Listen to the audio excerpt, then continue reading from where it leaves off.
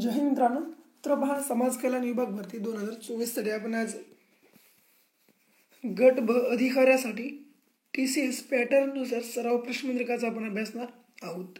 तर पहा, या व्हिडिओमध्ये आपण जवळपास 20 प्रश्न अभ्यासणार आहोत GKचे. त्यामुळे व्हिडिओ शेवटपर्यंत पाहून घ्या आणि आपल्या चॅनलवर जर नवीन असेल नक्की चॅनलला सबस्क्राईब करून घेऊन बाजूला असलेल्या बेल आयकॉनचा घंटासुद्धा प्रेस करून घ्या. आता पहा, पहिला प्रश्न.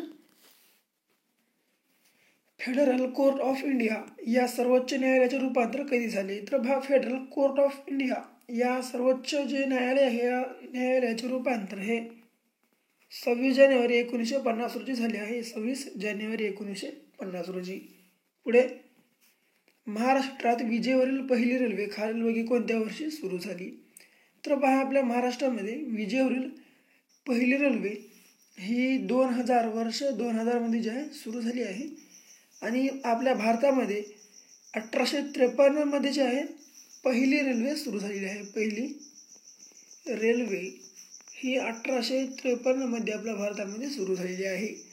आता पहा, तिसरा प्रश्न. भारतातील पहिला कार्बन न्यूट्रल जिल्हा खालीलपैकी कोणता आहे? तर पहा, आपल्या भारत देशातील पहिला कार्बन न्यूट्रल जिल्हा हा आहे माजुली हा जिल्हा. आणि एर्नाकुलम हा जो जिल्हा आहे आपल्या भारतातील पहिला साक्षर जिल्हा आहे. पहिला साक्षर जिल्हा. आणि हा जो माहे जिल्हा आहे हा आपल्या भारतातील क्षेत्रफळाच्या दृष्टीने सर्वात लहान जिल्हा आहे. सर्वात लहान जिल्हा हा आहे माहे. आता भाग चौथा. भारतीय अंतरिक्ष कार्यक्रमाचे पितामह कोण किंवा कोणाला म्हणतात असा प्रश्न म्हणू शकता आपण. तर भारतीय अंतरिक्ष कार्यक्रमाचे पितामह डॉक्टर विक्रम साराभाई हे आहेत. डॉक्टर विक्रम साराभाई. पुढीलपैकी कोणती जमात महाराष्ट्रातील प्रमुख आदिवासी जमात नाही? तर पहा, चेंचू आहे ही आदिवासी जमात आपल्या महाराष्ट्रातील प्रमुख आदिवासी जमातीमध्ये येत नाही. सहावा प्रश्न. सरदार कोणत्या पिकाचा प्रकार आहे? तर सरदार हा जांब व पेरू या पिकाचा जे आहे प्रकार आहे. इराण देशात कोणती भाषा बोलली जाते? तर पहा, इराण या देशामध्ये पर्शियन ही भाषा बोलली जाते. इराण देशामध्ये पर्शियन ही भाषा. तर सिंहली जी भाषा आहे ही श्रीलंका या देशामध्ये बोलली जाते. आणि चीनी व मॅन्डरिन ही भाषा चीन या देशामध्ये बोलली जाते. तर पहा पुढे प्रश्न क्रमांक 8. राष्ट्रगीत किती वेळेत पूर्ण गाणे आवश्यक आहे? तर राष्ट्रगीत किती वेळेमध्ये पूर्ण गाणे आवश्यक आहे? तर 52 सेकंदामध्ये पूर्ण गाणे आवश्यक आहे. तर पहा मित्रांनो, आपल्या चॅनलवर तुमच्यासाठी मॅथ रिझनिंग आणि मराठी व्याकरणचे जे प्रश्न आहेत तुमच्यासाठी खूप छान आणि खूप एकदम भारी प्रकारे व्हिडिओ बनवून आपल्या चॅनलवर अपलोड केले आहे. त्यामुळे तुम्ही पाहून घ्या. तुम्हाला मी लिंक त्याची आपल्या बायोमध्ये देऊन टाकतो. आता पहा, भारतातील पहिला पर्यटन जिल्हा म्हणून ओळखला जाणारा महाराष्ट्रातील कोणता जिल्हा आहे? तर आपल्या भारत देशातील पहिला पर्यटन जिल्हा म्हणून ओळखला जाणारा आपल्या महाराष्ट्रातील जिल्हा कोणता आहे? तर ती आहे सिंधुदुर्ग हा. आणि हा सिंधुदुर्ग जिल्हा आपल्या महाराष्ट्रातील पहिला साक्षर जिल्हा सुद्धा आहे. पहिला साक्षर जिल्हा सुद्धा आहे. आता अहमदनगर जो जिल्हा आहे हा क्षेत्रफळाच्या दृष्टीने सर्वात मोठा जिल्हा आहे आपल्या महाराष्ट्रामध्ये. क्षेत्रफळाच्या दृष्टीने सर्वात मोठा जिल्हा आहे आकारमानाने. आता पहा पुढे. आकाराने लहान व लोकसंख्येने मोठा जिल्हा कोणता आहे? तर पहा, आकाराने लहान व लोकसंख्येने मोठा जिल्हा हा मुंबई हा जिल्हा आहे. मुंबई. आणि आता पहा, पालघर. तर पालघर हा एकदम शेवटी झालेला जिल्हा आहे. तयार झालेला जिल्हा आहे एकदम शेवटी. हा 36वा जिल्हा आहे. आणि उरलं काय तर ठाणे हा तलावाचा शहर आहे. ठाणे हे तलावाचे शहर. आणि नांदेडला संस्कृत कवीचा जिल्हा सुद्धा म्हणू शकतो. संस्कृत कवीचा जिल्हा. आणि पहा मेन म्हणजे नांदेड हे शहर गोदावरी नदीकाठी वसले असून या नांदेड शहरामध्ये शिखांचे 10वे गुरु गुरु गुरु गुरु गोविंद सिंह यांचे समाधीस्थळ आहे. गुरु गोविंद सिंह यांचे जे आहे समाधीस्थळ आहे. पुढे महाराष्ट्रात सध्या वाघांची संख्या किती आहे? तर पहा मेन हा खूपच प्रश्न इम्पॉर्टंट आहे, त्यामुळे नक्कीच नोट करा. तर महाराष्ट्रामध्ये सध्या वाघांची एकूण संख्या आहे 302 इतकी आहे. प्रांतिक निवडणुका कोणत्या वर्षी पार पडल्या? तर प्रांतिक निवडणुका या 1927-37 या वर्षी ज्या आहेत पार पडल्या होत्या. आणि पहा 1920 मध्ये सविनय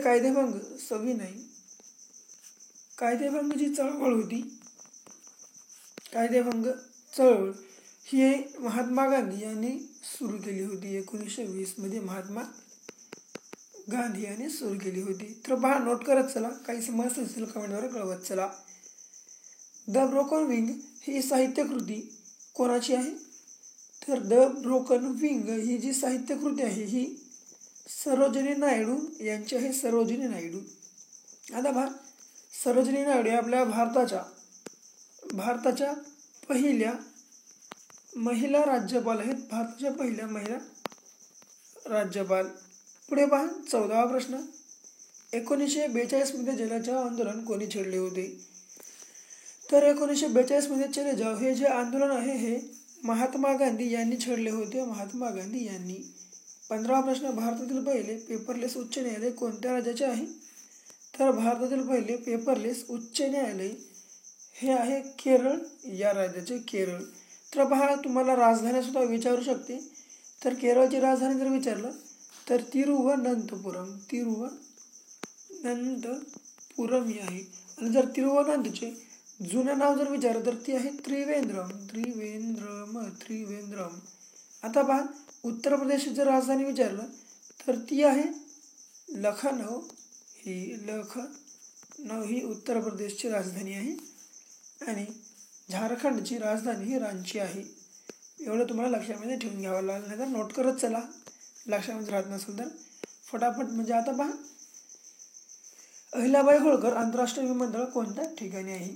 तर अहिल्याबाई होळकर आंतरराष्ट्रीय विमानतळ हे इंदोर या ठिकाणी आहे. आणि इंदोर हे जे ठिकाण आहे आपल्या भारतातील सर्वात स्वच्छ शहर आहे. स्वच्छ शहर.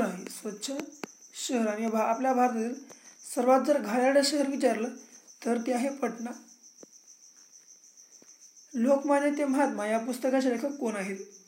तर पहा लोकमान्य ते महात्मा या पुस्तकाचे लेखक हे प्रभाकर पणशीकर हे आहेत.